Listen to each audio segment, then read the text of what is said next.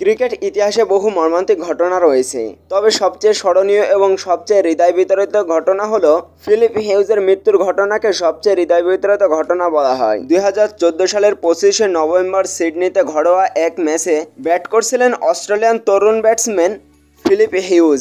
সে সময় শান অ্যাবটের করা একটি বাউন্সার বল তার হেলমেটের ফাঁকা দিয়ে আঘাত করে ঘাড়ের পেছনে এবং সাথে সাথে মাটিতে লুটিয়ে পড়েন ফিলিপ হিউজ এবং সাথে সাথে মাঠে হাজির হন মেডিকেল টিম।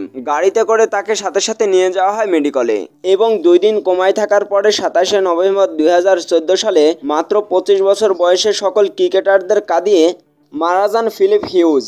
ফিলিপ হিউজের অকালে মৃত্যুতে পুরো ক্রিকেট বিশ্ব শোকাহত হয়। ফিলিপ হিউজ মৃত্যুর সময় 63 রান করেছিলেন এবং এই 63 রান হয়ে যায় পুরো ক্রিকেট বিশ্বের কাছে আবেগঘন এক রানের নাম। ক্রিকেটাররা 63 রান করলেই যেন মনে পড়ে যায় ফিলিপ হিউজের কথা। 63 রান যেন আবেগঘন এক প্রতীকের নাম।